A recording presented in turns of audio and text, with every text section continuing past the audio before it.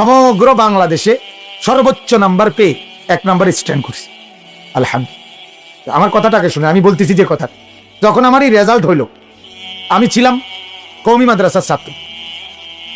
আইলাম কয়দিনের লেগে শুধু পরীক্ষা দিতে সরকারি মাদ্রাসা, দিলাম পরীক্ষা, রেজাল্ট হইলো অসাধারণ রেজাল্ট, সারা বাংলাদেশে 1 নাম্বার। সব পত্রিকায় আমার ছবি উঠছিল তখন। 1998 ইংরেজিতে 98 সালে আমি দাখিল পরীক্ষা, সরকারি মাদ্রাসার মেট্রিক পরীক্ষা। আমি কওমি মাদ্রাসায় পড়তাম। আমার পারিবারিকভাবে আলিয়া মাদ্রাসায় পড়ুন না হুজুর বেশি, আমার পরিবারে এই লাইনের লোক বেশি। আমরাই নতুন করে কওমি মাদ্রাসায় তখন পড়তাম, আমার বড় ভাই, আমি, আমার দাদা, নানা, বাবা, তারা সবাই আলিয়া মাদ্রাসার লাইনের ছিলেন।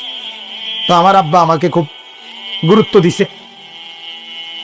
বড় ভাই বলছে, আমি তখন নাহাবিমির জামাতে বেফাক পাস করে 98 ইংরেজিতে দাখিল পরীক্ষা দিছি, মেট্রিক, এই সায়েন্স বিজ্ঞান বিভাগ থেকে। সর্বোচ্চ বছরখানিক বা 8-9 মাস পড়ছি। তো আলহামদুলিল্লাহ 1998 ইংরেজিতে আমি দাখিলে সমগ্র বাংলাদেশে সর্বোচ্চ নাম্বার পেয়ে 1 নম্বরে স্ট্যান্ড করছি আলহামদুলিল্লাহ। আমার কথাটাকে শুনে আমি বলতেছি যে কথা, যখন আমার এই রেজাল্ট হইল, আমি ছিলাম কওমি মাদ্রাসার ছাত্র। আইলাম কয়দিনের লেগে শুধু পরীক্ষা দিতে সরকারি মাদ্রাসা, দিলাম পরীক্ষা, রেজাল্ট হইলো অসাধারণ রেজাল্ট, সারা বাংলাদেশে 1 নাম্বার। সব পত্রিকায় আমার ছবি উঠছিল তখন আমাদের বাসা হলো কুমিল্লা শহরে, ঠাকুরপাড়া। তো আমাদের শহরে আমার আব্বা যেই মসজিদের ইমামতি করতেন, 43 বছরে এক মসজিদে আব্বা ইমামতি করছেন, একই মসজিদ। সব ভদ্রলোক, শিক্ষিত লোক, আব্বার মুসল্লি, জেনারেল লাইনের বড় বড় অফিসার শহরের, সবাই আমারে আদর করে অনেকেই পরামর্শ দিছে। মনে 50 জনের মধ্যে 45 জনেই শহরের আমারে বুদ্ধি দিছে, বাতিজা তুমি মাশাআল্লাহ ভালো মেধাবী, রেজাল্ট ভালো করছো, সায়েন্স বিভাগ থেকে তুমি মেডিকেলে পড়ো, তুমি ইউনিভার্সিটিতে পড়ো, তোমার জীবন অনেক উজ্জ্বল হবে, না শাইন করবে।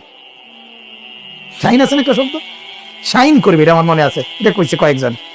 তুমি জীবনে শাইন করবে, শাইন মানে উজ্জ্বল হবে, আর জীবনে অনেক বিরাট কিছু হয়ে যাবে, ঠেঙ্গালগি দিয়ে হাঁটবা, কথা বলছে। এমনি তো নর্মাল মানুষ তো পাও মাটি দিয়ে হাঁটে, আমি যখন বিরাট কিছু হয়ে যাবো তখন কি আর পাও মাটিত লাগাই হাঁটাটা তো সুন্দর লাগে না, বুঝেন না কথাটা, অনেক কিছু হবে, এই বুদ্ধি দিছে।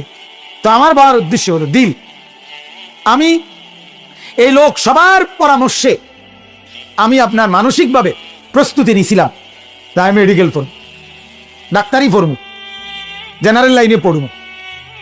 আব্বারে বুঝাইছি, বলছি মার মাধ্যমে।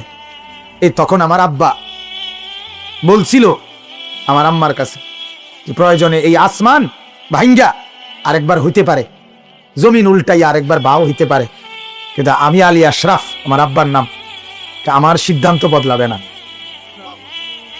আমি তো নিয়ত করছি, আমার আল্লাহর সাথে আমার ওয়াদা, আমার সন্তান 5 জন না 50 জন হলেও মাদ্রাসায় পড়বে। বাবার এটা কঠিন সিদ্ধান্ত ছিল। আমার মনে আছে আমি তখন ওই যে সাময়িক আবেগে কানছি, আরে আমার ভালো সম্ভাবনাটা আব্বা তো দিতেছে না, কিন্তু বাবার কথা মাইনা নিছি, মাদ্রাসাতেই আবার চলে গেছি, পড়ছি মাদ্রাসাতে। আমার বলার উদ্দেশ্য হলো এই যে দিল ক্ষণিকে ক্ষণিকে বদলে যায়, দিলের তামান্না বদলে যায়, আল্লাহ তাআলা বদলায় দেয়।